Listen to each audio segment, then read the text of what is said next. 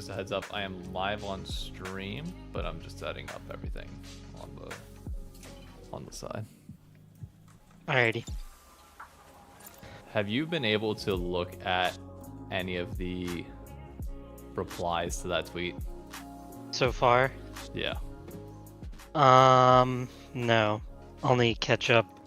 I would take minute I here. would take a read through before we officially start. Well, I lied. I've seen some of it. I haven't read it in the past 20-ish minutes though. Oh, you're fine then. Lot yeah. change. No, not really. Okay. I need to edit the game category because it still thinks I'm in TFT. Thank you, Con.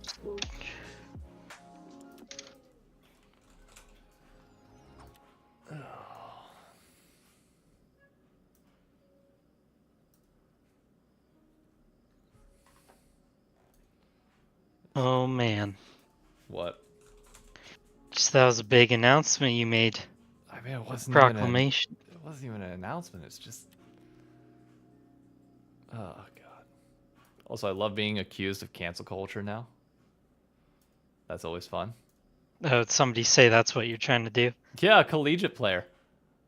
Wow. I was like, wow. I responded to him. I said, say what you really feel with your chest. Yeah. See what they want to say on that. Come on.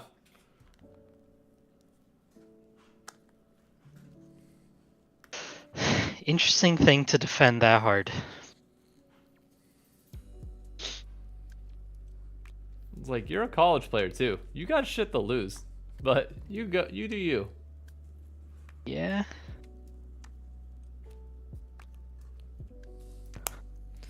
Tatara, I'm doing decent.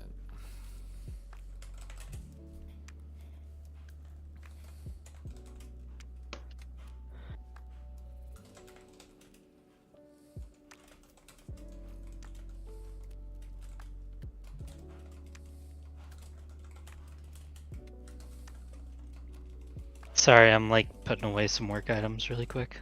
You're fine.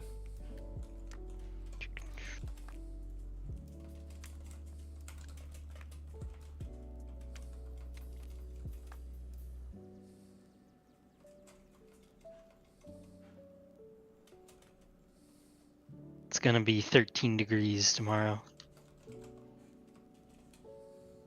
Gotta really adapt. Nice.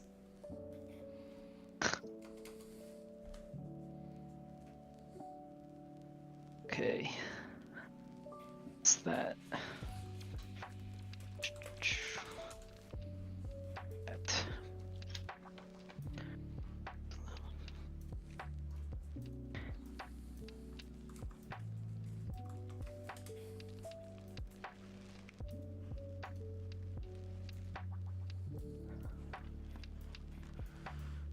Alrighty. I know. Come on up. Come on up. Oh, one more thing.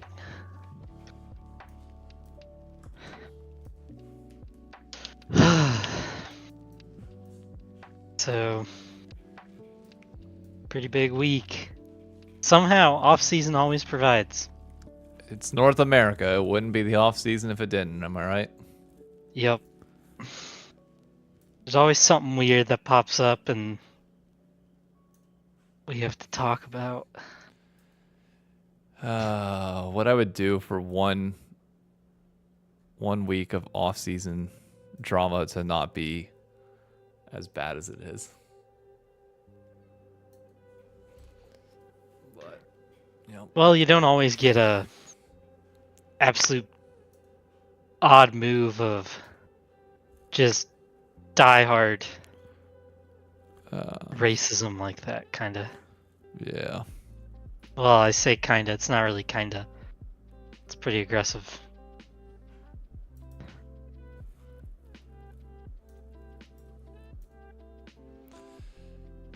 Oh, it's still got your fucked up last name. Hold up. I need to change this.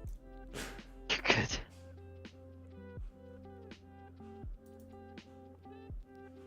Hey, there it is. Yeah. We got the right last name. Thank God. All right, so we are going to have a special guest come on this show later for those that are wondering. Or, well, let me do the full intro, make sure everything's tweeted out. Okay, yeah, everything I believe is good to go. Yep. All right. Welcome, everyone. Episode 152 of the Crossover Podcast. This is going to be a Tier 2 North America fucking shit show, is what this episode is going to be, pretty much. I'm fully expecting this to devolve into utter madness. We're going to have a guest come on at about 10 o'clock after 30 minutes at most of trying to go over this, but I'm sure he'll want to talk about it as well. Beans from Blue Water, Tier 2. Is going to be on the show. Talk a little bit about Tier 2, a little bit behind the scenes, a little bit of a glimpse into things there. Shout out to Paul for organizing that one. Well, really, Beans does a lot of reaching out to me, so I want just giving him his credit. He does a good job. Yeah. But, I mean, I don't think there's a point to waiting and asking how you've been, because we already caught up off stream. Yeah. So Yeah. I know how you're doing.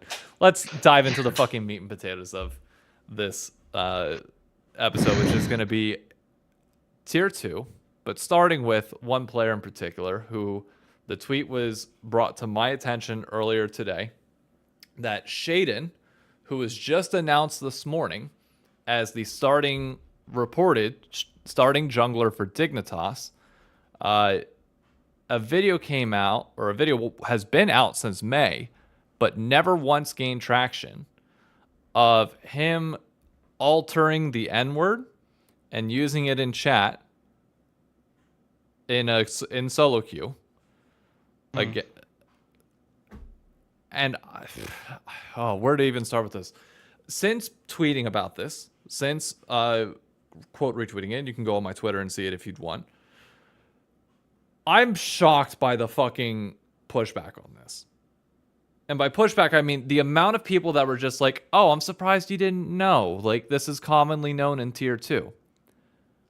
How the fuck is this commonly known in Tier 2? I get, by all means, like, a person I'm going to call out is Colomer. All right? He responded, and his tweet was like, this is just well known. I'm so, like, how didn't you know? It's like, when I say this is not directed at him, because by all means, I think he's still with Ole Miss, if I'm not mistaken. I'm assuming he'd never have Shaden on his team with statements like this out there and things like that out there. But how the fuck is Shaden getting jobs with shit like that just out there and people just bluntly ignoring it? Like, if as a fan, if like, even for 100 Thieves, Sniper, anybody on the team fucking said that shit, I'd be raising holy hell until the org addressed it. Yep. Has he been reprimanded? I'm a big believer in second chances. Is he going to fix whatever problem is going on? Does he understand what he's doing? It's fucking terrible.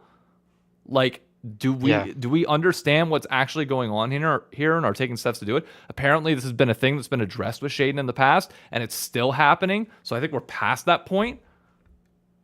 So what the fuck is going on here? How is this just allowed? Yeah, I don't know. I mean, the thing that kind of blew me away when you tweeted it was people saying, yeah, this is just a known thing in Tier 2. Like, this is just how it is, or this is what we know him to do. Because you think somebody would have said something, or at least known, like, at some point this is going to come out.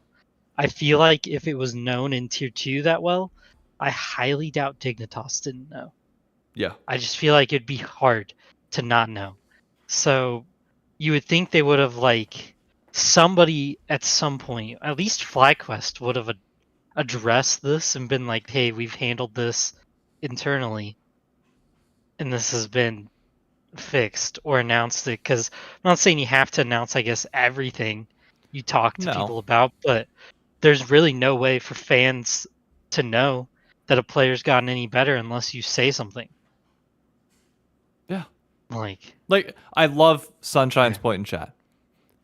It's not like people that are writing this off being like, oh, it just is what it is. We're like FlyQuest sweeping it under a rug. Like, okay, question for FlyQuest specifically then. Had this come out and been a bigger deal, do you think you might have lost some sponsors over this? Had he remained with the org? I'd say yeah. And to the people saying cancel culture, this isn't just cancel culture. This is just being fucking racist, is what it is. Like, call a spade a spade. It's just being racist. Everybody wants to throw cancel culture and that term out there like it's a fucking, I don't know, like it's the word the nowadays. Yep. Like it doesn't mean anything. But there are certain times where it's like, okay, if you're running a business, you can't have people involved that fucking do this. So for Dig, why the like you have to address this. And I'm promising people, the reason why I tweeted out about this is because I am not a believer of just sitting on my ass and letting things go by. That's why I tell people not to tell me off-season rumors and all this, because one, I can't keep my mouth shut. And two, if I hear fucked up shit, I'm going to talk about it. I'm not beholden to teams. I'm not beholden to Riot. There's nobody that I have to worry about when it comes to this situation. If there's a team that would ever block me from being a content creator with them because I spoke out on something like this, I never wanted to be a part of your fucking org to begin with. Yep. We cannot let stuff like this be fucking normalized. So for Dig, so long as you don't address it, every time I talk about the LTA, I'm bringing this up and not talking about your fucking team until you address it, until something happens. I'm not letting this shit go because you want to be the change that you see in other people. I complain all the time about, you know, us not having more in-person events and watch parties. What do? Be the change that I want to be. We want to clean up League of Legends and have it be a better space for everybody. Get the fucking racist out of here. Yep. I mean, it seems pretty straightforward. Or he can, if he can just prove that he's changed, or say, like, all he has to do is say something like, hey, I've put this behind me. I don't believe in this type of stuff anymore. This isn't what I do or what I am. Which really shouldn't be that hard for him to say. And people being like, oh, well, he shouldn't have to do that. It's like, come on. Yeah. It's not a hard thing to do. He's not going to have to do it all the time. This is happening one time because it was figured out. It kind of came out of nowhere. But apparently it's been known forever. That's in my tier problem. 2, according to some people. How is it? That's like the weird if part. he comes out and says that I've changed, it's like, motherfucker, you've had 2.5 years. What made you change in the last 6 months? Yeah. What clicked in your head that made you realize, that what I'm saying might be wrong? What clicked? Because even if he comes out and says something, I can't say that I necessarily believe it. That's fair. Riot, first and foremost, because this is within the year, zero excuse for Riot not to look at this and immediately put out something on the chat logs. Because that's bannable in game. Yep. And I mean, you would think they wouldn't want that in there, especially in a product that they're now saying is simply for marketing. Why would you want this in a marketing product? Yeah. Chat saying rumors are he was racist during scrims and calling players the N-word. Well, then I got way bigger fucking problems. If that shit's being said in scrims and in person, why the fuck is he ever getting jobs? What? How does it go this far? How are we at the point where he's had jobs in tier 1 in the past? And it's not like he was dominating. It's not like he's a Michael Jordan talent that we're just losing out on here, the next faker. We're talking about bending the rules for a mid-level talent. It's like well, not bending the rules, really breaking morals. Yeah. For a and breaking talent. the rules. Because it's against terms of service. True. So, yeah, it's true. Breaking the rules. Like, this is kind of sad that we're willing to do this for somebody not even really tier 1 level. Well, I'm not. So, this shit's going to get addressed. Yeah. Like, and I understand what morals do orgs have. That's a morally great question. Sure. But at minimum, you owe it to your sponsors to not have players on your team that are going to be publicly dropping the M word. Yeah, that's a moral obligation to your fans. Yeah, moral obligation. I mean, just be in my opinion, orgs just have a responsibility to be, fucking decent for their fans. Yep. This ain't it. Like, I don't know what to. I don't know what to say. Like this. I mean, you're Oh asking god. pretty bare minimum communication on a large problem. Yeah. You're asking for is them to say, "Hey, this has been dealt with." And if Dig comes out and says, "We dealt with this. It's fixed. He's changing. We're working on a better future. If this happens again, it's like, he's already had second chances, it sounds like. So this is a, you know, one time you're out type of deal. If he does this again, that's how it should be, or you think they would be about it. But apparently, this has just been super quiet under the rug. Like, you're having collegiate players say cancel culture sucks, as if this is like just tiny cancel culture thing. I mean, the more we learn, the worse it is. Yeah. It gets If what worse. SLJ is saying is real, or we could back it up, like I'm sure I mean, SLJ talks a lot in the chat, so I'm sure he is right. It's just if we can back this up, and this is a verifiable rumor, which from what people are saying on Yep. other orgs, and if what people have said in your Allegedly. replies, yeah, I would say a lot of this seems to be pretty real. This is a lot of like allegedly, but not really, I just don't, dude. I don't get it. which is crazy, crazy Just for ask Beans. I'm gonna talk to Beans about it, but here's the thing that I'm keeping in mind with Beans is that you have to realize for him, I don't know what all he wants to put himself in the position to say. Because if he comes out and says that's why we're talking about this before Beans is coming on. We're still I'm gonna address it with Beans still, and whatever he's comfortable with saying, he can say, obviously. But I'm well aware that like part of the reason why all of this is perpetuated in tier 2 is because people don't want to lose opportunities that they have elsewhere. Yep. And they want to continue to make a difference in the space in any way that they personally can, and the bad apples are going to ruin it for everybody. So I'm not expecting Beans to just come in here and be like full scorched earth. Obviously, probably wants to keep his job and keep making good change. But like I said, I'm not beholden to anybody. Neither one of us here are.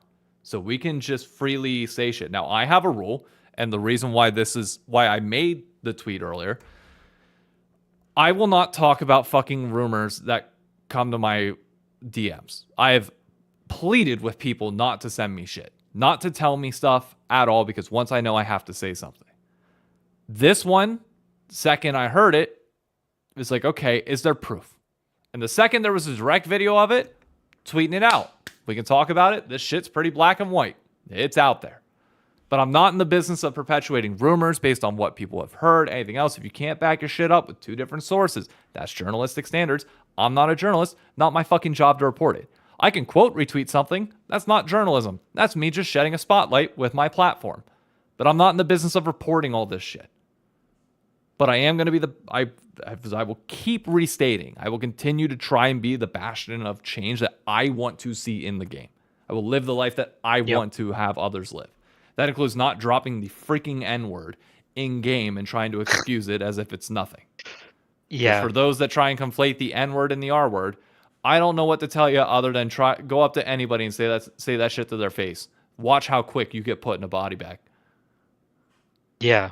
Metaphorically speaking, as in get your ass kicked, not actually put in a body bag. I understand with current times, probably not the best joke that I should have made or statement.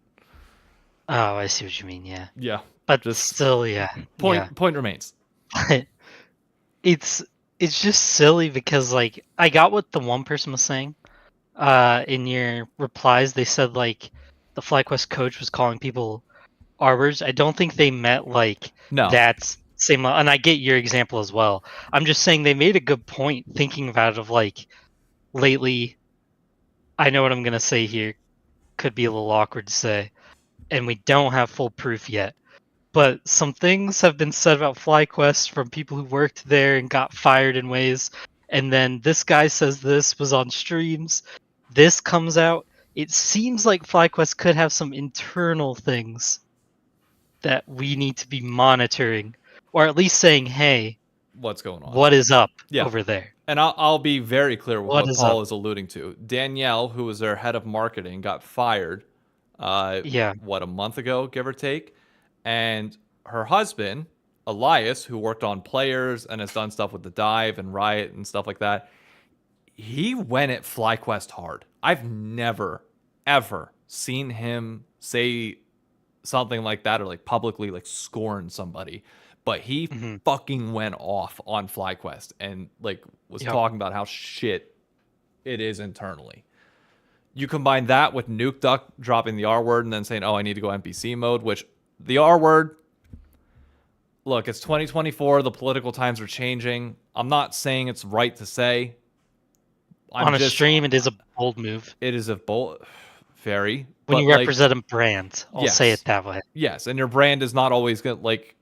Shane Gillis Yeah. obviously is gonna say it. There's less stigma around the word. That doesn't mean that there aren't gonna be people that naturally get offended by it. That is just Hmm. drastically different than the R word or the N word with a hard R. That is just bluntly racist. Like that's Yep. a whole different level. Like that's a whole different level. But Yep. like it's there are clear issues here where like the timeline is adding up where it's like, okay, for FlyQuest, like you sweep this shit under the rug. The Nuke Duck stuff is there, but I mean the Nuke Duck's the Nuke Duck thing happened when he was on FlyQuest again, right? Because I know he had issues with it prior to even with Yes. like being a coach of 100 Thieves. But then on top of that, then the Danielle stuff comes out and it's like what is going on over there? Yeah. And then also What they is piss people happening? off with the AI sponsorship, True. which is some chatbot thing done by AI, which felt entirely useless. But get your bag, I guess. I mean, it's just the AI thing is like funnily the smallest thing. Yeah, Like in a way that it's like that could be awkward, supporting a chatbot, whatever. I guess do your thing. But then you look at just multitude of things that you're like, man, dude, you guys have a lot of controversy going on. You have a lot of weird stuff. The way you're handling things hasn't been great. It's almost like, I mean, I'm not saying Bwipo's breakdown was, but it was kind of a no, little strange. I And won't assume anything on that front. When it comes to like mental health, like that. no, I just mean Yeah. like that, including that, it's like, what is their work environment like? That they're not noticing these things and dealing with them. I felt like that went on a lot longer than it should have. Oh yeah, no, 100%. That went Of on him streaming. pretty long. Yeah, it took them a while to respond, was all. But they did a better job than EG. They actually fixed the problem instead of just letting it like fall into just complete wasteland and lose a career. But it just feels like they do let things run. Yeah. And they let things run for quite a long time before they respond to problems. And it's just making me watch them closer. I mean, because It's raising alarm bells in the back yeah, of my mind right now of like, by all means, I love Papa Smithy during his time with 100 Thieves, and I would love to get the chance to talk to him. Papa Smithy, if mhm, you for some reason see this, I know he responds to random tweets of mine at times. If you want to talk publicly, not in DMs, not in the will repeat, I'm not in the business of just hearing your side in fucking DMs and not being able to talk about it. So please don't do that to me. If you want to talk publicly about this shit and address everything going on, I'm always happy to talk. And you know that I'll be more than fair in a conversation. But like the alarm bells from what we're hearing and like this being swept under the rug is like a big one for me where I'm just thinking like I'm getting like not EG flashbacks, but like when TSM like when there were like those small things that you just sat there and like wondered like, huh, this is a little odd. mhm. Like I'm getting those vibes and feelings for whatever reason. I don't know why. Yeah. No, it's getting weird. Now, they still have time to change it. Yeah. I think now I hold Dig a lot more responsible than Yep. Fly. I mean, the fact that Dig just let this go, and we kind of talked about off air, but there's no problem bringing it on air. Yep. You got to wonder it's Rigby, right? Their coach. Yeah, who's going in with Dig? Yeah, he was the same one who was the EG coach. Now he's here with Dig running this. You're kind of wondering this guy's track record has been kind of weird. And then we throw in this, which is also kind of a weird coincidence thing. Like, what is he up to in there, and what is his actual vetting process? Yeah. I would wonder, because I mean, I really don't think there's not a jungler you couldn't hire who could match the skill level of Shaden. Like, Yeah. I mean, Spica can match that. not only that, but also Yuji who's can the? too. I was gonna say Yuji is the one that everybody's Yeah. everybody's gonna gravitate towards. Do they have a slot? I assume Dig has a slot. I don't think they have two Let me check. imports. I'll have an answer here in 1 second. They have Surdy, who's American Australia, or I think he's just Australian, but he was in during the time of which he got NA residency. Keen is their import, and then Tomo and Isles. Isles also Australian, I think, notably resident during that time. So they have an import slot open that they could use Yuji if they wanted to. They could entirely pick Yuji up, and they're not. Yeah. So that's and everybody's singing his praises too. So I'm just sitting there like, huh? Yeah. This is strange. This is very strange. I mean, I don't know. It's a weird one. I definitely like when I saw it, I was like, oh, okay, like we're going to that time of esports again. Shaden, or not Shaden, Khan brings up a great point. He's like, Shaden has been Surdy's teammate, so I wouldn't be surprised if that's a connection. That, you know what? Maybe Surdy doesn't care that Shaden says this shit. Maybe he doesn't. But as Dignitas, you got to be really fucking worried about that. And as Dig, you just got to be willing to say, hey, we're not going to have that guy involved with our org. Mm-hmm. Sorry. If that's a deal breaker for you, Surdy, that's a weird one to attach yourself with. I doubt it. I highly doubt that's the case since Surdy was signed well before this. But I'm just saying, I don't know. Like, and as SLJ points out, and I just want to be very clear with people, there's a difference between being toxic and racist. I love a little bit of toxicity. I think everybody does. It makes it a little fun. It makes it a little bit juicy. Big difference between that and being racist. So great call out. Yeah. Just want to be very clear on that. And you got to remember, like, the guy who we used earlier as a example, Shane Gillis, when he got canceled, he even said it made sense. Yeah. Like, what I was saying was racist. I got why I was canceled. Like, if you're willing to openly say, I get why people are mad at me for this, my bad, it's a lot easier for them to go, oh, okay, fair enough, like, you've changed. Now, of course, I mean, as time went on, Shane Gillis did not change because he just kept making money, so he didn't. And you would hope with this one, though, we can, as a community, hold him a little more, Shaden a little more accountable and actually get real change out of the man. Because, I mean, if the worst thing that happens is he never pans out as a great player, but we got him to quit using the N-word consistently. That's a dub. That's a pretty good win for the community. Yeah. That's not bad. It's a good win. Mission successful to a certain extent. It's a good day. We probably changed his life for the better before something bad happened. Yeah. Great. I feel like so many people in the scene just need a big brother to tell them that they're being fucking dumb. Yep. But a lot of the league scene is just, degenerately online within the circles that they're used to and just don't have an understanding of the real world. Yeah. So. I mean, yeah. Well, you ready to get beans in here? Yep. Let's do it. Drag them in. Alrighty. Let me update this image to this. Boom. Look at that. Look at that stream. I came prepared. Your boy was ready with the 3-person. With the Blue Otter jersey. Oh, too. Look who also came prepared. Wow. Oh, man. We repping. Does that come with a discount code for your league so I can play for free? Think about it. You're giving me some Patreon ideas. Dude, oh. Here's the one that I threw out for free for Beans that I will say publicly. If Blue Otter ever got into the LCS, do you know what ESEA is, Paul? No. It's like a matchmaking service in Counter-Strike because Counter-Strike's like pubs was terrible for a long period of time. and it's basically like their true ranked play. If you wanted to play, you pay $7 a month to be in this ESEA like rec league, but like kind of paid, or it's basically like a paid ranked system. That just was a lot better. Rec leagues kind of operate like that, except Blue Water obviously is a pay to enter type thing. When you go to LCS finals, you offer discount codes in the same way that ESEA does at Counter-Strike events. So you get people to come by your booth because they get to play in this rec league for a discounted price than they would otherwise. And you can only do it if you have like one of the generated codes on that thing. You're cooking here. That is a pretty good. I like that system. I will keep that in mind for sure. The ESEA line is always the longest at every single ESL event that you go to. I'm just saying.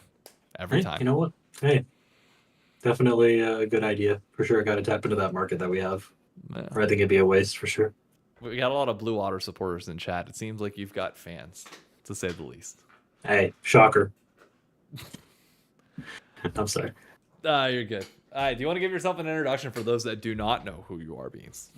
Yeah, so I'm Beans. I'm the community manager for Blue Water. Been in the scene for some time now, but I've been with them since they entered NACL. Previously, Blue Water was mostly just a tournament organizer, so they used to host. Well, they still do, but they host like amateur tournaments all the way from like silver all the way up to like masters, and then they decided to start some of the owners said, well, pick up a team in the qualifiers, and it went from there, and now we're in tier 2. How's your roster looking for next year? Have you announced it yet? Is it still what's the deal? If I speak, I will be in trouble, and I do not want to be in trouble. Okay, Marshawn, Jesus Christ. I'm excited. I'll say I'm excited. Good. Do you think do you think you have a chance at making the Ascension tournament? I think it's definitely possible. I mean it's top 2. There's always a chance for sure. I think that if I say no, that's just doing a disservice to everybody, because I feel like everybody's got a chance. But I can't be, I'll be honest and say it's a very low chance. I mean, look at the rosters that have been announced, but at the same time, go big or go home. I think we're definitely gonna make waves, as we have already. We can only, go up from here. We were expected to be 10th place in summer. We got 5th, so it's like. Hey, I know that feeling. I know that feeling quite well. Everybody mocked me for my non-last place 100 Thieves predictions, and look where we are. Yeah, and me too. I put them I know. Oh, I know. I put you on blast. So now, how's it feel to have people predicting you be last and you prove? Well, so now you can put me last, and then we'll be second, like you did. I ain't putting predictions on tier 2, fucker. Come on now. I ain't got that time. I got to learn LCK. Oh my gosh. Oh man. So. Well, I'll let you lead this, Beans. I'll let you go wherever you want to go. Open up. I just want to give my thoughts. I'll give my thoughts on the Shaden thing real quick. I'll just say one thing. He must be shading his pants right now. Oh my gosh! Jesus Christ. That's all you have to drop on it. Yeah, because Blue I saw Blue Magier in the chat put it in there a month ago, and I had to run with it. Oh. Leave it to Blue to have a banger like that. Yeah, that stuck with me once he said that. I'm like, I gotta use that one. I gotta give him credit. But no, for real, it was known, but I definitely understand a lot of people. Like when I brought it up to someone else, they were like, "This isn't."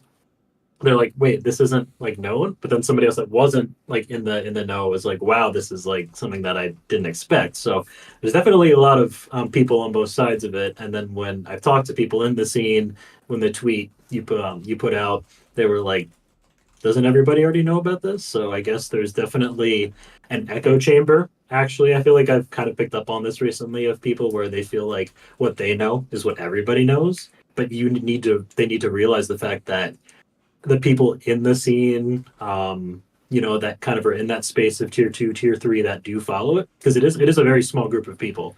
So you don't even have to be in a team, but even if you're just following it, you pick up on these things. But the vast majority of fans that watch tier 1, I mean, I'll be blunt, I don't know if Dignitas knows about tier 3 existing.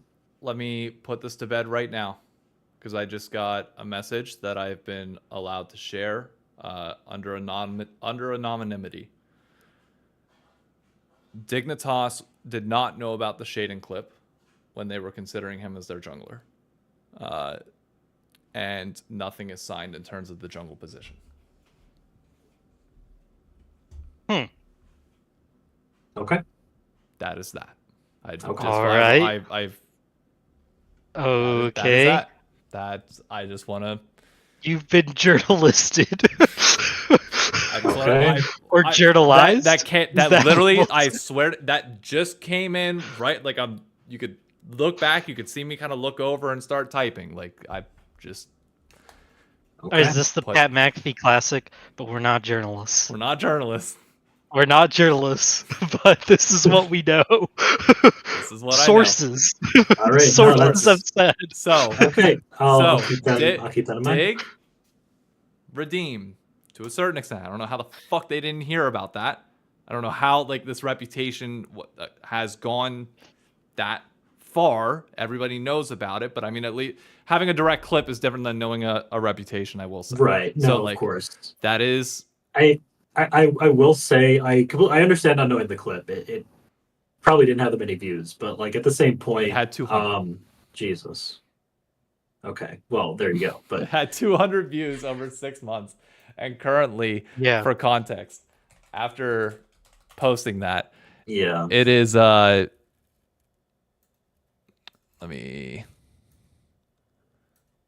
is at 46,000 views. Not bad. The Dizzy Dave effect. So just a little bit of an increase. Just a little bit. I something that I think I'm kind of like realizing from what you said though is a lot of tier 1 orgs know much less about anything below tier 1 than I expected, even me. Like you'd think they would at least know of the reputation of him, specifically because he was at one point considered for EG.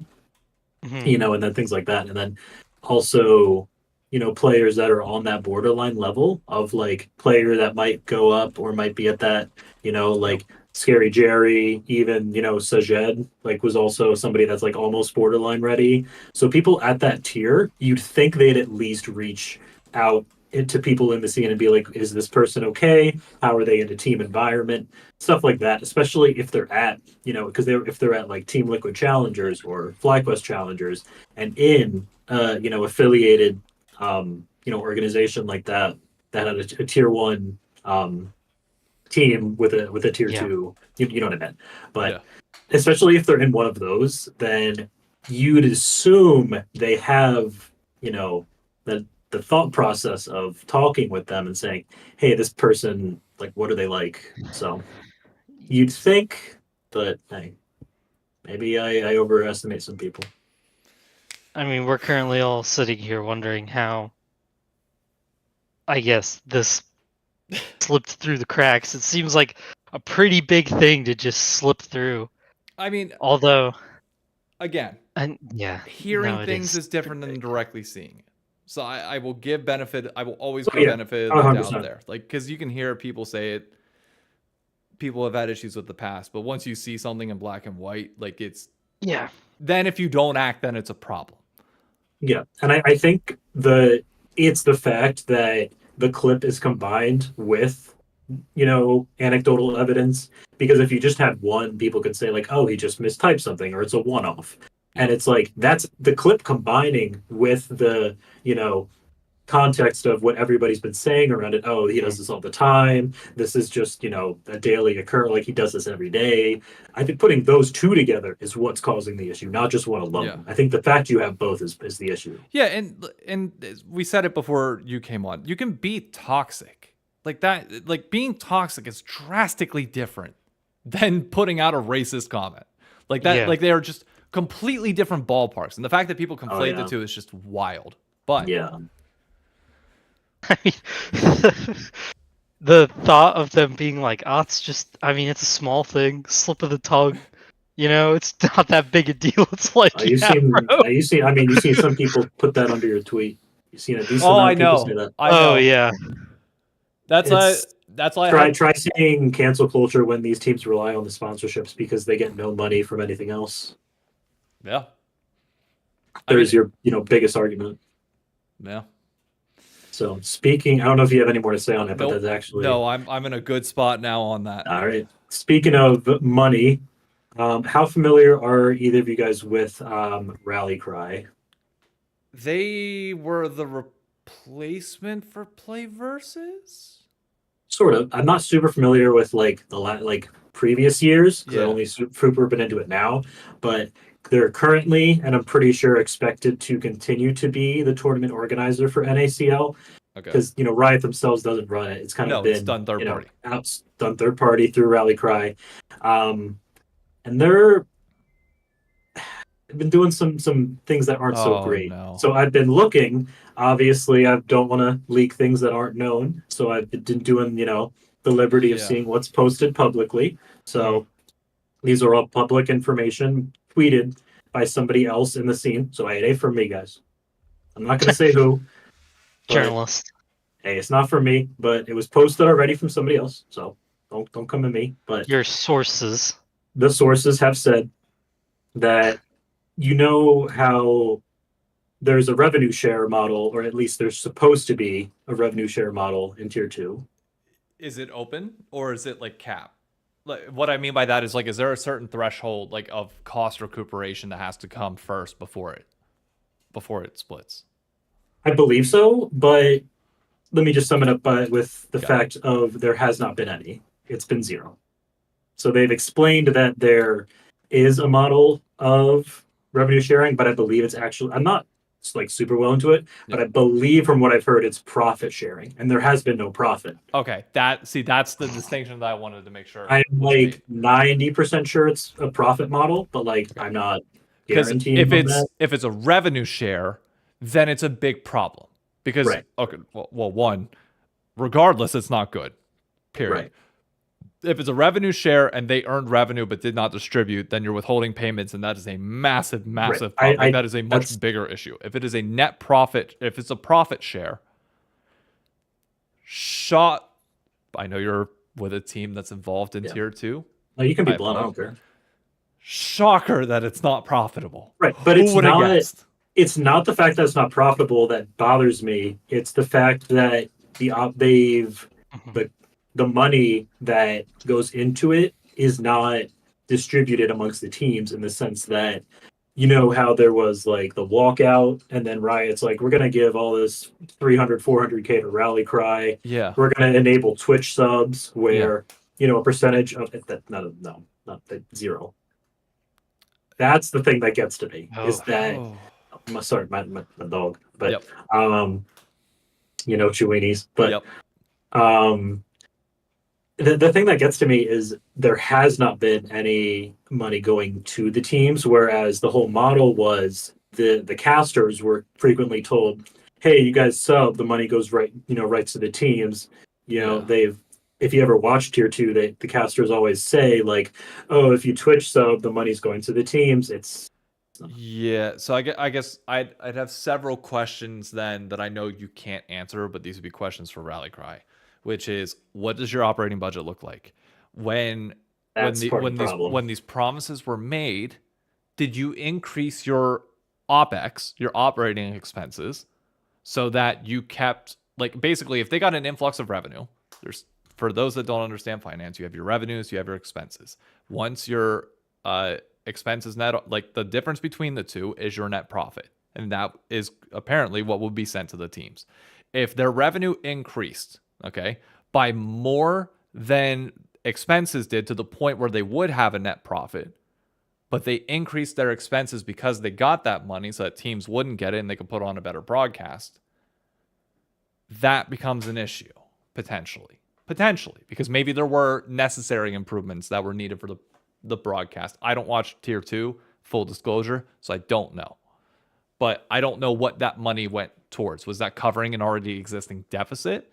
If so, how, like, should NACL be a subsidy of LCS, even though it's run by a third party? Should a portion of the budget from tier 1 of that new global revenue pool that is happening there, should that be flowing through to tier 2?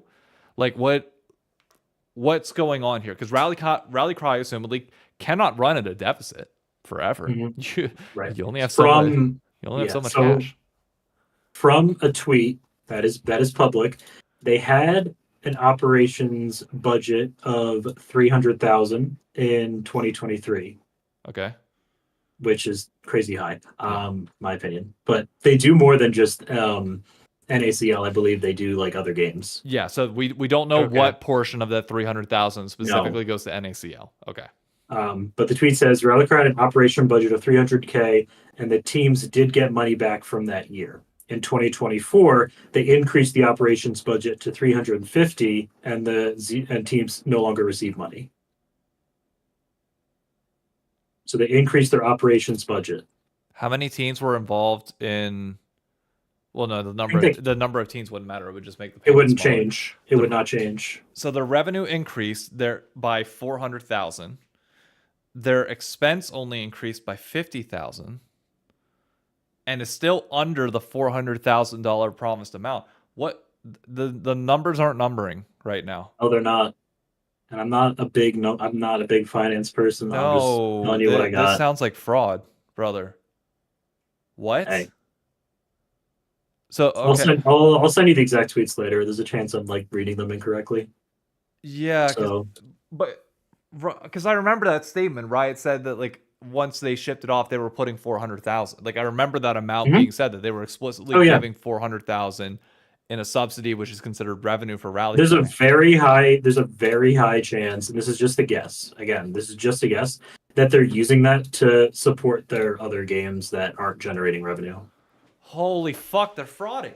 They're defrauding teams. and again, I could be wrong. I could be completely wrong about this, but that is completely possible, and I don't know.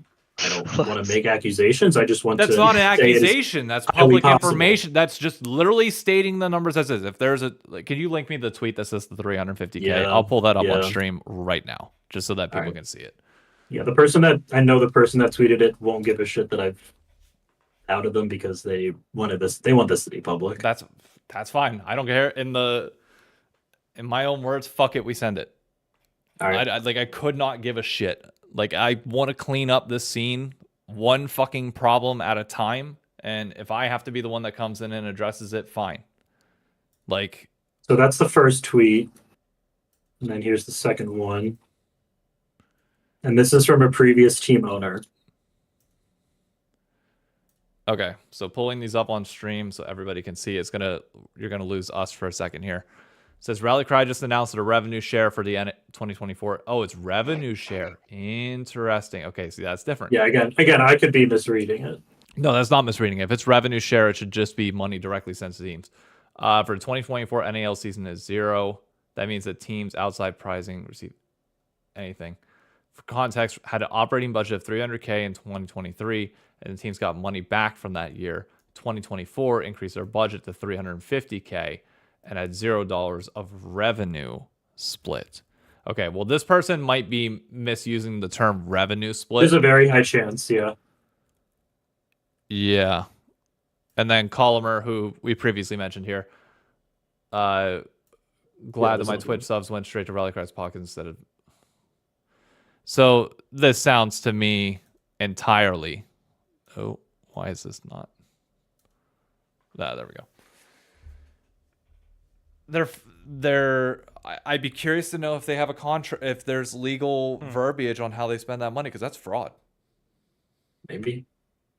They're embezzling the money that's supposed to be used in one spot and using it elsewhere. If they had a promise that they had to spend it or had to give it to teams, they're defrauding the NACL, the teams. Maybe. I mean, that's assuming Riot doesn't have it in there with them, like the language like that, because it could be one of those college situations where, you know, they use like football and basketball to pay for everything else, like Knox is saying. Yeah, I mean, by all means, I get that, because like I tell you, high school golf program that I was in, the only reason we had money was because the football team decided to throw us a few bucks. Like that was That was it. So Yeah. like I get it, like from an Yeah. athletic director point of view, fine. But like if the money was promised to have had to gone to this specific place, especially the Twitch subs, which really aren't that big of a revenue pool, it's more the 400K that we're talking about. If that was promised to be specifically for NACL teams and League of Legends only, that is fraud. Period. So I don't know exactly how that was done, but I would agree if it was written like that. That's the thing that I need to know that I don't know about. And we're not privy to it. Like that's going to be a contract with Riot that 'Cause- they'll have to. Yeah, and I could see Riot like saying, "Okay, we pay you way less money to run this. You get to send this money to blah blah blah, you know, whatever you do, but just run this for us." And taking the deal and not explaining it the best to the teams. Yeah, because I mean that's what they do.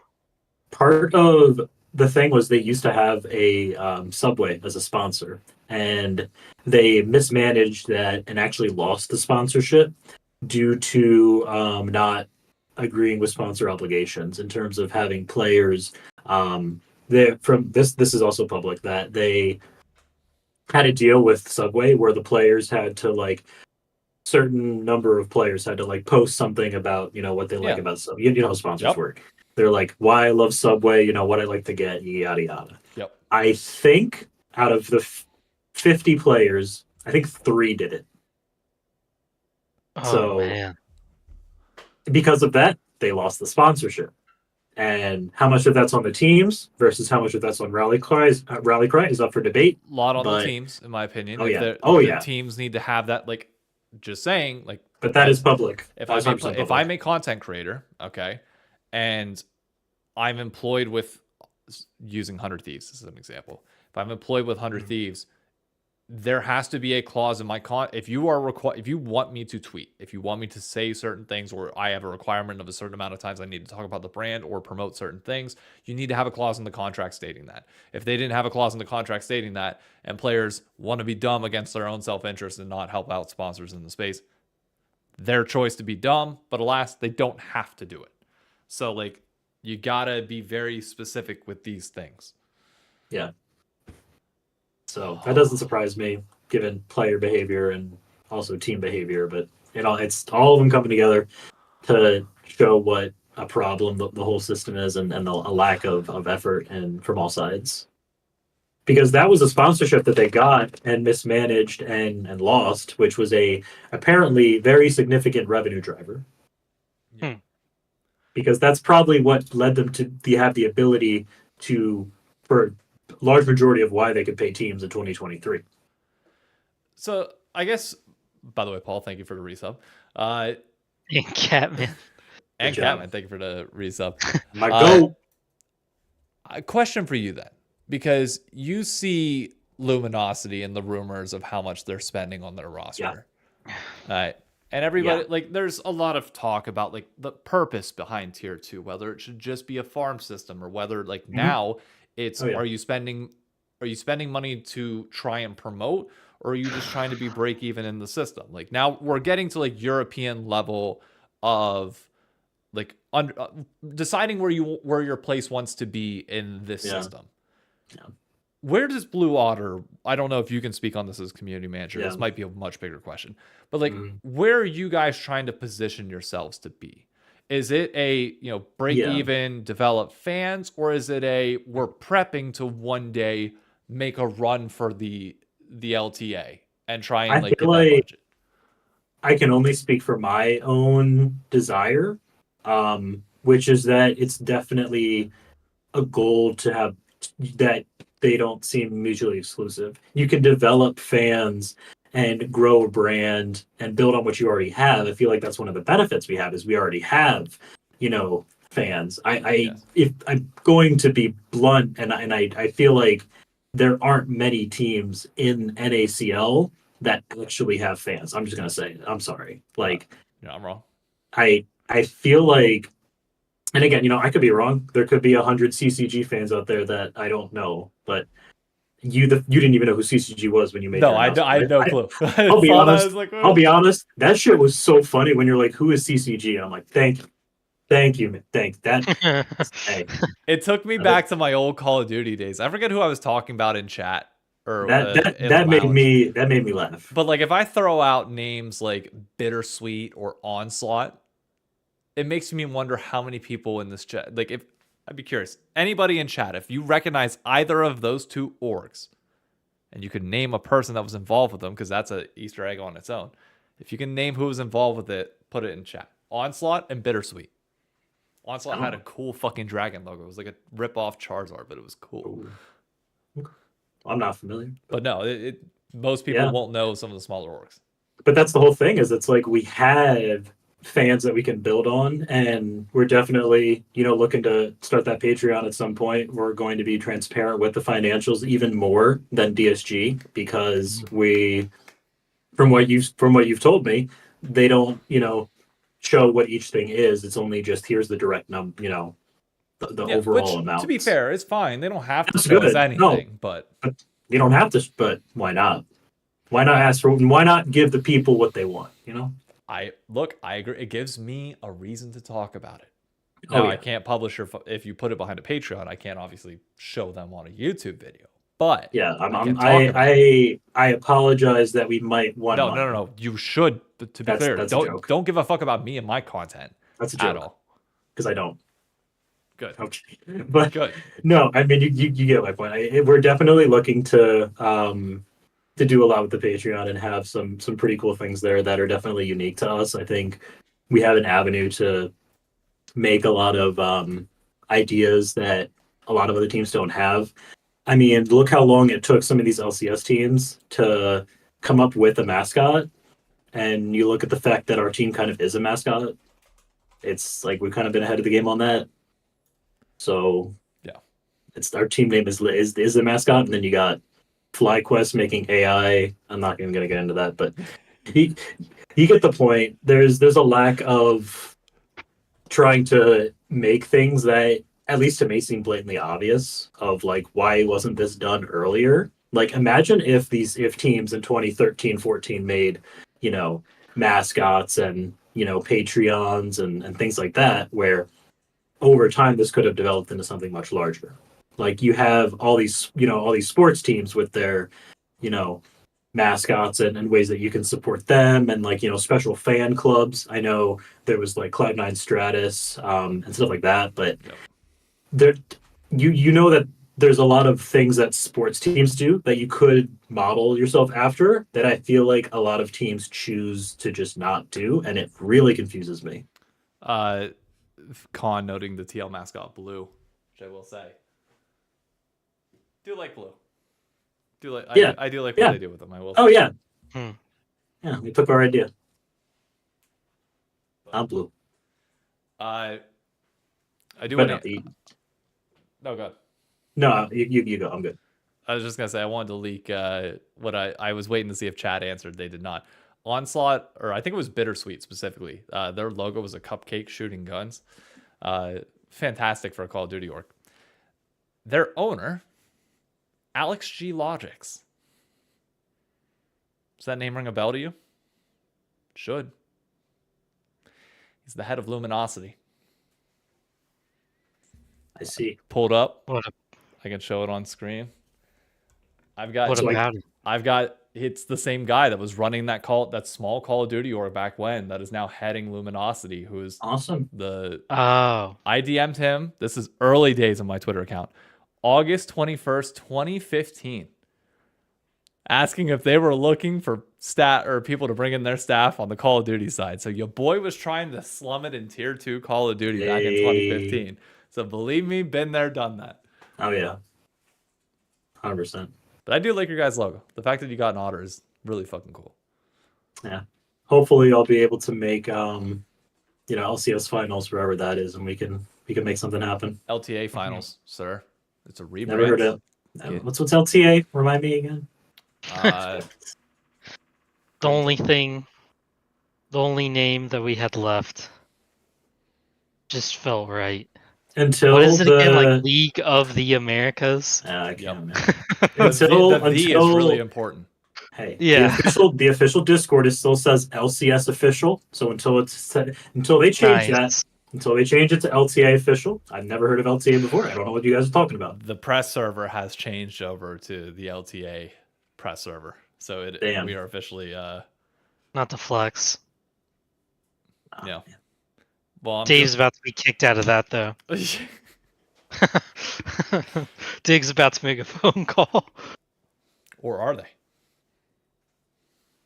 Or did I save them a sponsor? Or honestly, probably not Dig is going to make the phone call. What we're learning, there's a group that ends with Quest, starts with Fly that might be making a phone call. Hey, who Should I knows? take off the green? Is that the? Oh, Maybe. Oh God, Papa Smithy, please don't kill me. Yeah.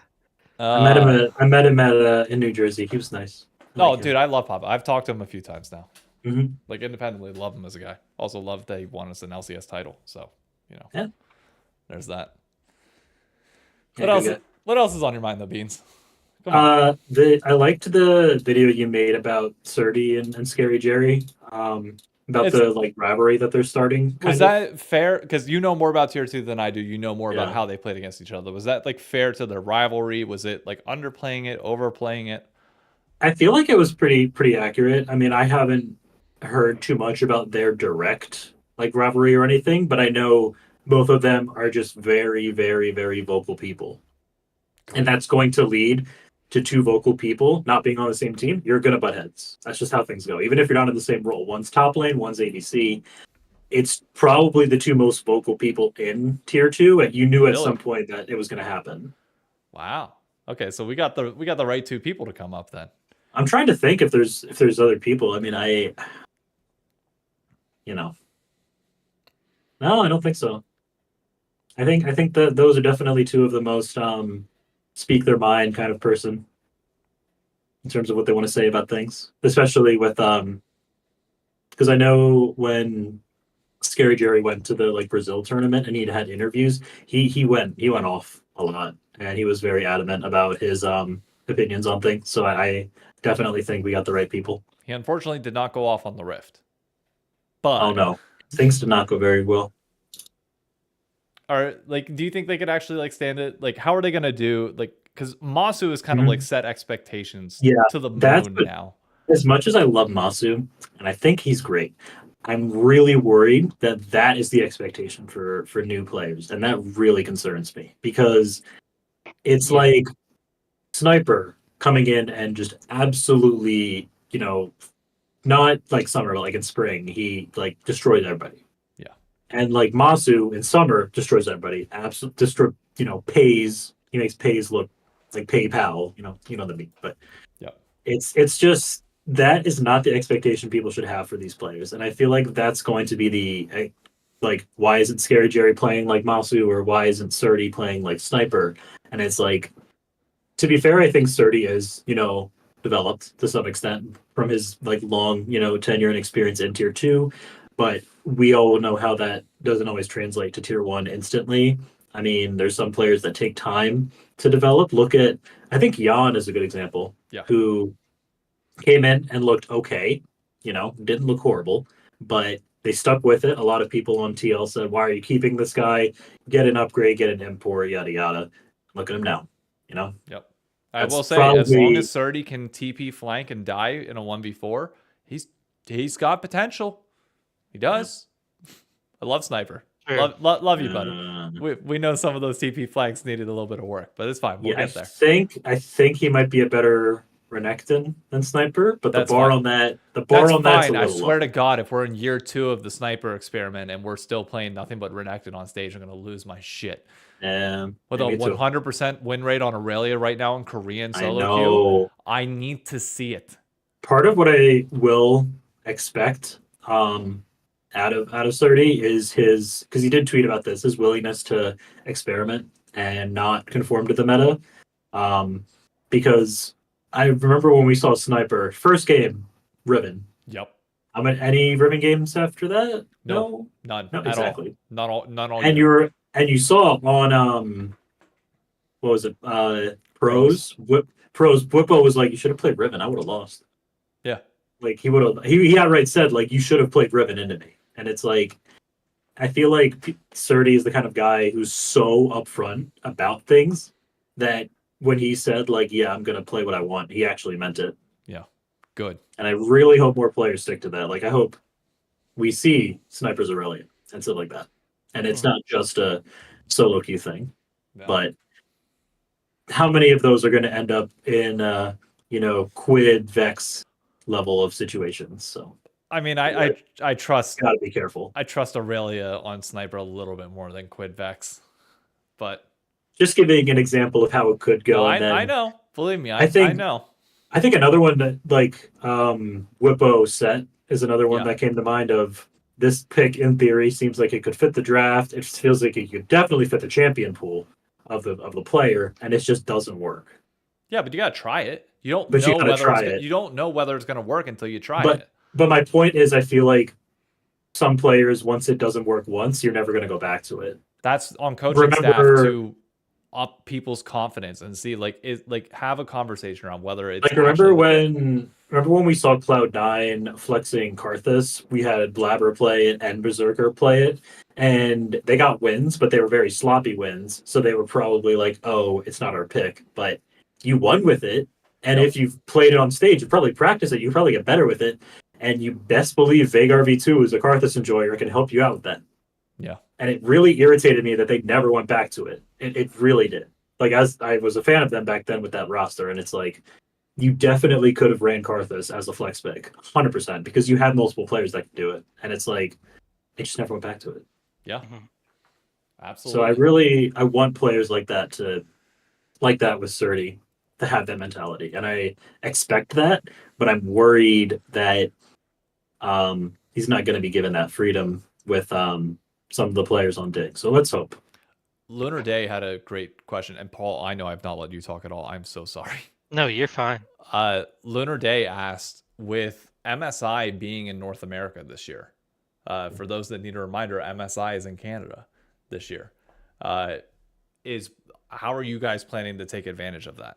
Because it's not often that, obviously, I mean, we're gonna have MSI this year and assumedly Worlds next year. Like, what's the plan in terms of not only just players boot camping? Boot camping is fine, but like in terms of growing a brand and trying to get yourselves out there even more. I don't know. I really don't know.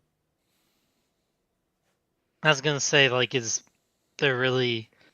I feel like tier 2 teams. Is there really a budget there that they can go to Canada like that? I don't think you have. You just have to go to Chicago. No, you don't have to be in it's Canada. gonna be in Chicago well, as no, well. but they're gonna be that's a good playing point. on. If you're gonna be Yeah, playing yeah, solo queue, scrimming, everything else like that, like for a month, rent a Airbnb in Chicago with like decent internet, like get a setup going, or like find a place out of Chicago to, LAN out of, and you're on like little to no ping, getting practice against some of the best players in the world. Put some content out on it, stream it, like see if you can It's get. definitely. I think for some teams it's definitely more doable than others. But it's definitely an option to consider, obviously. But I'd say you gotta think Subway about. deal's gone, Dave. Yeah, True, you're not wrong. Running an Airbnb for a month if we're without the Subway already deal. on borderline of Yeah, you're not wrong. budget, then Well, just something to keep in mind that 100%. branding opportunities when players like that are here. Very good. 100% something to look at. There's no reason that it can't be explored. But being realistic, I don't think it's. Well, you remember looking at the two of the teams that did in person for the playoff run in NACL summer, Fear Starforge and Dragonsteel, where all of their players were in house. Where Dragonsteel, obviously, they're at college. They've already done that. I was gonna say that's very easy for them. What Starforge did, because they could afford it, is they had all of the players fly out to like a gaming house for the second half of like playoffs for like 2-3 weeks, and they definitely, I could say, it definitely contributed to them getting top 2. Wow, good to know.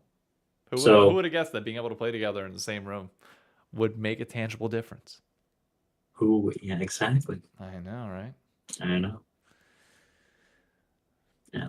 Paul, anything on your mind that you want to ask? Sorry, I got texted from a group chat about the Bill Belichick thing. Oh God. So it was just reported that when he signed, he demanded 20 million NIL budget from the donors, and they accepted. The donors are gonna foot a $20 million budget for the team this year. What's your guys' schedule like for next year as well? Do you have any? Like, because Bro, they all came does it out today. matter? It doesn't matter. I don't need to know it. 13 wins is what our schedule is, Dave. We have Bill Belichick and Michael Lombardi is the GM and recruiting manager. He was a former NFL GM. So, I mean, I don't know what Blue Waters' plan is for that, but I can get you Baby Blue. Hey, one step at a time. But good job on One- your recruiting class, Dave. You guys look great. Our schedule next year is fucking wild too. It's It is tough. brutal. Man. Like, it's actually nuts. We got like we kick it off easy with Long Island, but then like to close the year, we have Texas, Tennessee. I mean, Florida State should be a walk in the park next year, but it's like, oh my god. It's the same schedule as Georgia's. Yeah. The only funny part is that the only reason Florida's is harder than Georgia's is because Florida has to play Georgia. Not really though. You also play Miami and FSU, which is very tough. Yeah. But that might be all I have for beans that I can think of. Any other random topics that we want to go over? Floor is yours. Man. Yeah, I'm trying to think. I do have to like soft out around 10 because I gotta be up early tomorrow. Are you good? It's 10:41, Soft sir. out. Or my bad, I'm in Central Time right now. 11. 11. Okay, 11, that's fine. my bad. No, I mean we've been live for an hour and 10 minutes. So if we have nothing, I have no problem ending it. But if we want to keep talking, I'm more than happy to keep talking.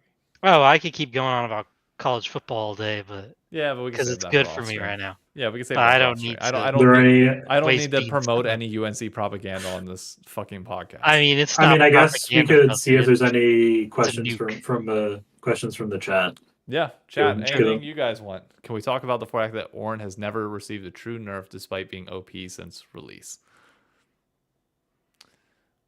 All I'm saying is it's always difficult to get my top laners to play Ornn in Rec League, despite that. True.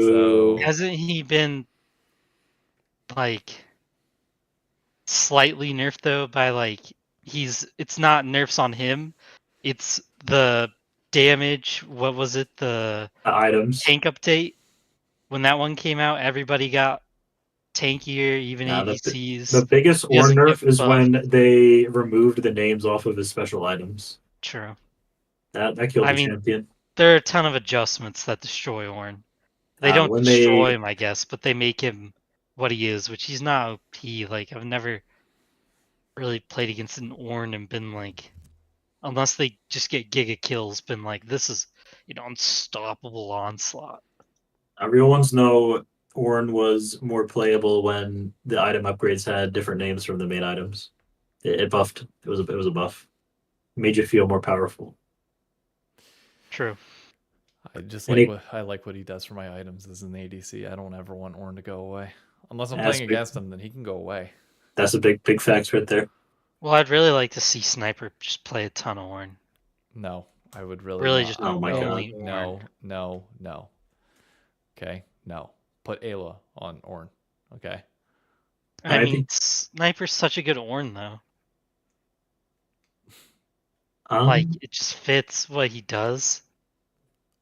I don't like your baiting. It's not funny. It's not cool. Oh, one other thing. I saw you said Shopify won the off season.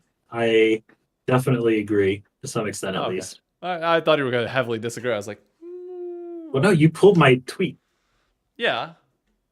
I think I really like the Shopify roster. I actually think it depends pretty much entirely on if mid lane is back. If he's back, then they could definitely make a run. But if he's not back, then My thing is that I think Shopify's and org is set up for one of the best years you could possibly have.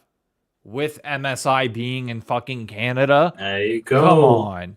Like, Shopify should be having in-person events, happy hours after every or before every MSI. Like, do what CLG did, but like to your own extent.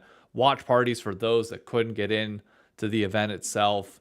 Like, you should be like, content should be maxed out around all this shit during the LTA seasons, even separate from MSI. Really embrace the Toronto stuff. Content wise, they have Retro, who I have faith can do a good job there as long as management allows him to put shit out in a quick period of time. Yeah, I mean, that's pretty, like, they're set up for one hell of a year, and I would love to see Fudge bitch slap Dantos. Here, I'm gonna make a bold prediction. Okay, Fudge's redemption arc starts this year. I think Fudge's biggest problem was that C9 fans were against him from the jump, and that one MSI tournament was not enough to overcome what was otherwise a lackluster start and not great performances at Worlds after that. I think when you get rid of the C9 fans and you get him on a different org with fans that will just appreciate the fact that they have Fudge in the first place and allow him to pop off and perform, I think Fudge gets back to being one of the more popular top laners in the league, if not the most popular. Yeah. I think Fudge could definitely have a comeback season. Are there any questions someone put in the chats for me? They want to know your power rankings on LTA. Oh. Definitely top 2 is top 2. FlyQuest TL. Okay, this is a hot take. I have Shopify at 3rd place. I really am not a big fan of the Cloud9 roster. I put Shopify 3, 100T, and then C9 5. And then everybody else can fight for the 6th spot. I don't really care.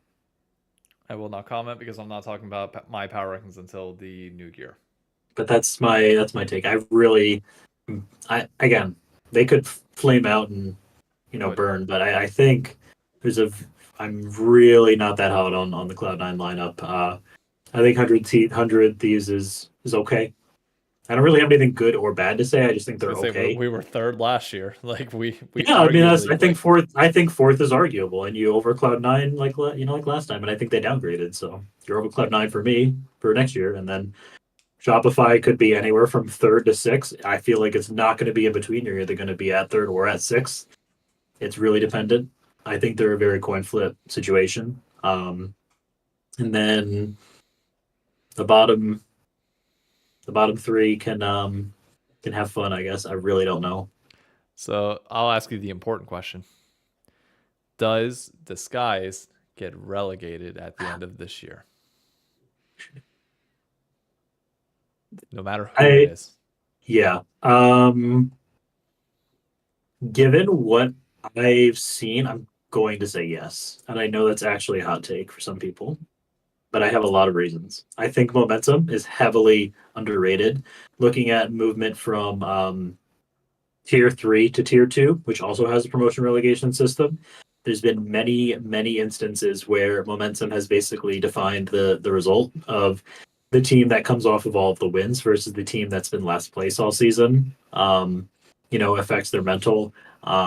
The drive of the players of, I'm going to make it in versus I need to keep my job has a very different mentality for them. Obviously, the Luminosity roster probably doesn't have that drive to get into, I want to be in LCS so bad because they've already been there. But if it's a team that, has players that are hungry and, I feel like could overtake, the Luminosity lineup, it could be me. Who knows? Could be Blue Water, could be someone else. But if there are players at that, promotion relegation like tournament, I think the hunger there is going to have a much bigger factor than other people predict. And then going off of Disguised, I'm not a big fan of the roster building, and I'm going to be blunt. They have not built great rosters after coming in because the only good rosters that they've had are the ones they just bought from Cloud9 Challenger.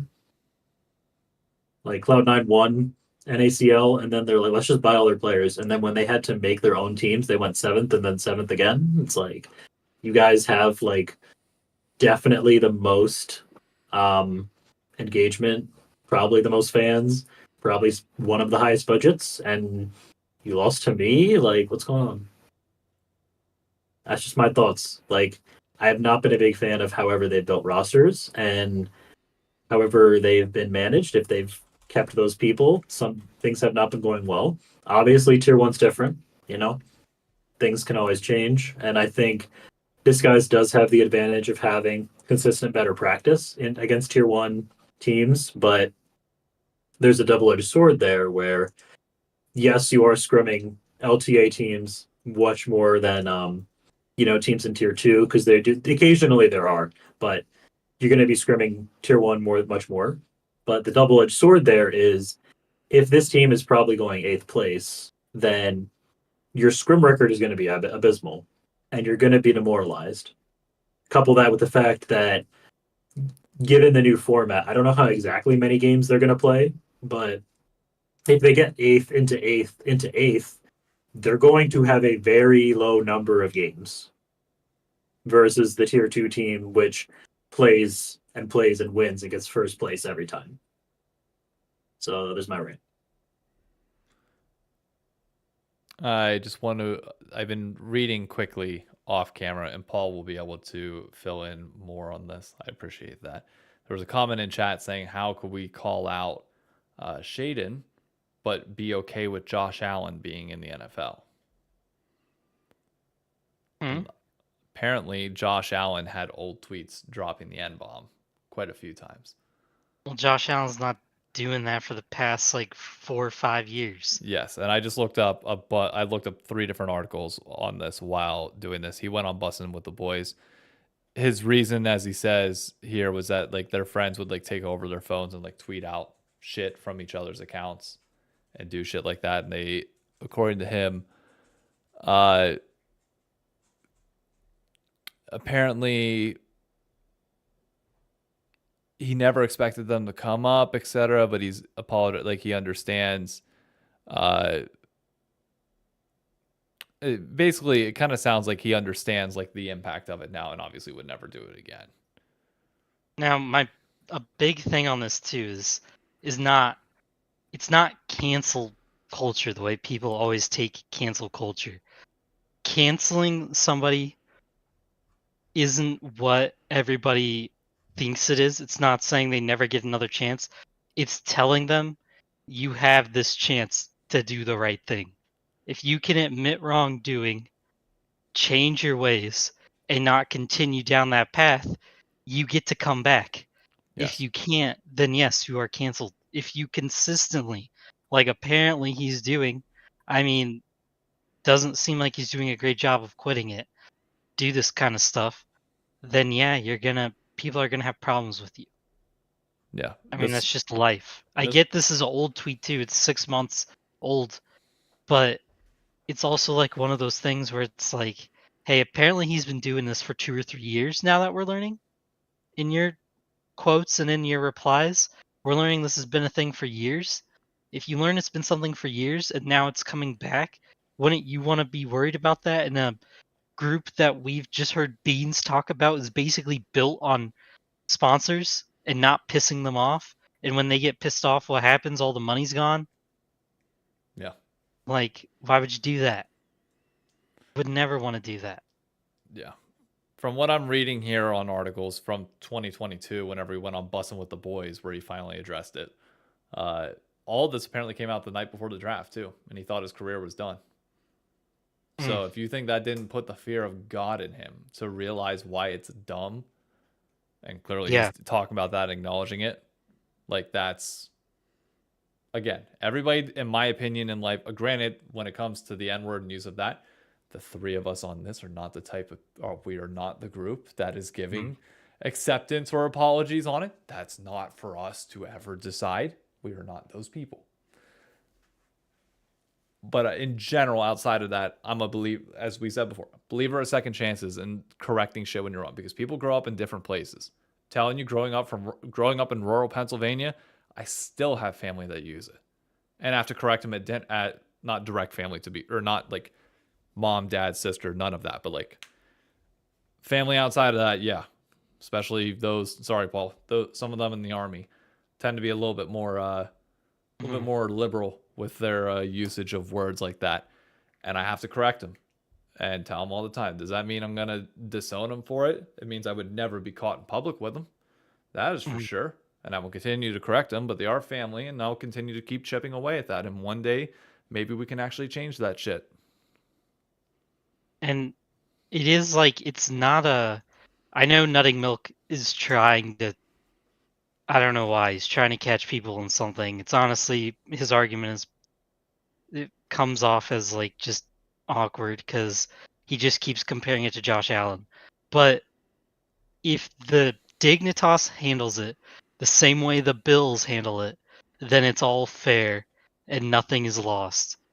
But if Dignitas doesn't tell us anything, right? Like the Bills, I guess they never talked about it, and for some reason nobody really shoved it down their throat and didn't ask for any reasoning as to why they were okay with it or if he changed at all. That's our fault back then, or honestly, Bills fans' fault, whoever didn't want to ask for that. But nowadays, I think it's more than fair to ask an LCS org, is this guy really changed? Do you have clauses to make sure he's okay? And do you have a plan for if he reverts? And as long as all that's fine, then it's all good. We never at any point said he should be fired or suspended. We said they just need to make a point that he has changed. And if he hasn't changed, then we said he should be fired or suspended. Assuming he was under contract, which now, again, per anonymity earlier, sources. Per sources, he is not under a signed contract. So yeah. So even then, it's like, yes, do we think there should be some change and there should be some openness around this? Yes, because this seems like a pretty big deal. And honestly, the biggest thing to me isn't even just him being here now. It's that this is just a known thing that somehow they didn't know about. Feels really weird. Like, it kind of sucks that this has just been swept under the rug this long. I mean, I get people having small problems or something, but this seems like, I mean, if bro's just typing it in solo queue, that's a pretty big deal. Yeah. And who's to say that there's not more that just we don't know? Exactly. Well, in the comments, in one of your replies, somebody mentioned he just does it in scrims, right? Or was that in chat earlier? I think it was in chat. Yeah. But who's to say there aren't 5 other pros that do it? And we just don't know. Yeah. That's the thing. And or we do, or I don't, but. And I will end it because I know Paul's got to go. Show me one solo queue player with a clean chat history. Scrub mine. Riot publicize my entire chat history records in all of League of Legends. Go ahead. You have my permission. Put it out there. And I can show me one person that has a clean chat history. The overwhelming majority don't type the N-word if they can't use it. To be very clear. Obviously, people have passes. But it's just killing me. Crab in a bucket highlighting a clip with 200 views from 7 months ago. That I want to address that because, again, for those that missed the beginning of this, one, if you're watching on YouTube, I know you can scroll back to the very beginning and look at it if you want. I am going to be a leader of change that I want to see in the scene. I don't want to see this shit be a part of it. Period. If you take problem with that and you want this type of thing to be okay, that's fine. That's your prerogative. I have a platform. I have a spotlight that I can show on this. And I personally believe that whenever I see shit like this, that I do have an obligation to raise questions. And clearly, by the fact that Dignitas was made aware of it by my tweet, something like that's worth it. And we can have these conversations and start cleaning up the culture, which clearly has a fucking problem in the space. It takes time. It takes a lot of effort and a lot of hard work to be able to overcome cultural problems that we've had, systemic issues, things that have just been allowed to happen for such a long period of time. Not trying to sound like Victor for fuck's sake, but it's one of those where you got to live what you preach. And I'm trying to live that. So when anytime shit like this comes up and I feel like I actually have the ability to help influence or change that, I will, because I think it makes a positive difference on the community that I'm in and around. Simple as that. So you can call a crab in a bucket. Call it what you want. I'm going to do what I do. I have my platform. You have yours. And I am a military man. I've heard some of the most just worst locker room talk you can hear. I've heard it all. And I can tell you that saying it in solo queue, so much more different and bold and confident in what you're saying than locker room talk. If people want to use that term, like, well, behind closed doors, blah, blah. No, he's going out in public. Solo queue is a public game. You get in a game with 9 other humans, and he's in all chat of all places saying so that everyone in the game has a chance to hear him saying it. Like, imagine going to a pickup court and saying that. Oh, You'd be an idiot. Dead. And you could be in the widest town you want to be in. I don't care. They would tell you to leave. Yep. Oh, yeah, 100%. Unless you're like, I don't know, somewhere where they're just truly degenerates. Yeah. But even in the military, I've heard people say stuff like that before. Every time they do that, it gets caught. Nobody lets that fly. Nobody's sitting there saying, man, that was a good one. Like, that's just not how it is these days. Like, I don't know why people feel the need to defend it hard. And I've been around plenty of people who haven't been canceled for it, but when they're told to change, they change. And if they don't change, then more harsh reaction comes and sue me. I get it. Like, I'm sorry that he's being held accountable to be a normal person and not use a racial slur in 2024 AD. You would think it'd be okay to be called out. Like, goodness, you're in the easiest country to live in the world. All you're asked to do is not say a racial slur outside of healthcare, apparently. That was a bad joke. I'm sorry, bad timing. But you're in the easiest country to live in the world. And you gotta say that? Like, come on, son. Just doesn't make sense. I don't know. It's just killing me, the people coming to defend him. It's so stupid. I haven't checked my notifications to see if that collegiate player has responded yet. I'm waiting. I'm sure he has. I'm waiting. He's probably just responded with something that's like doubling down, if I had to guess. All right. Yep. But thank you, Beans. Yeah, my mic was having some issues, but I think I'm good now. You want to give us? I just want to ask one question that after my rant, you guys started talking about T Sports. Do you think that DSG stays, or do you think they relegate? I need to try and watch more Tier 2 this year. I would say they probably get relegated, if I had to be honest. The overwhelming majority of people think that they're staying. Think that they won't get relegated. And I think those are a lot of people that watch Tier 1 and don't understand how big momentum is. So, but again, there's a chance that they could like be good and then have to play in the relegation tournament. Like they could get like 3rd or 4th. Probably not, but no matter their placement in LTA, they have to play in the tournament, which is a unique circumstance. Yep. So they could come in with confidence, but the expectations are not good. But part of that is a belief that maybe we'll be the ones to take it. Who knows? But the odds are low, but they're not 0. Cool. Thank you, everybody, for tuning in. Hope you had fun. I know this one's going to be a little bit more controversial. I'm sure the comment section is going to be interesting. I'm sure I have to post this Dignitas clip. I'm sure this will be interesting. But one day we'll get back to just playing League of Legends. True. All season's almost over. Thank God, dude. Give me. And Christmas is coming. Thank God. Next week, by the way, we're going to be doing a call-in show. Anybody that wants to call into the show can call in, be on camera. Don't say or do anything dumb, as I've learned this week. Shaden, you're welcome to call in. Just saying. You want to plead your case? Go right ahead. Line's open. Sure. I want to give you a platform as well to, clear your name if you want to. Tell us why we're wrong. Yep. And that's about it. Calling in during the Survivor finale. Well, I think League of Legends is more important than Survivor. And Clearly, trying to maintain your spot on an LCA roster is survivor of the fittest.